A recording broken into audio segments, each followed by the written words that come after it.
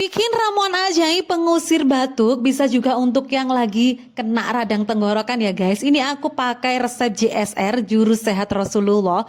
Pertama didihkan airnya, lalu matikan api, baru masukin serai, jahe, kayu secang dan kayu manis. Ini dibiarkan sampai berubah warna jadi merah kayak gini. Terus tunggu hangat-hangat. Kalau mau dikonsumsi bisa dikasih gula ataupun madu, terus dikasih perasan lemon atau jeruk nipis kayak gini. Diminum hangat-hangat, enak banget, berasa hangat gitu di tenggorokan dan insya Allah bisa sembuh ya guys. Selamat mencoba dan happy cooking.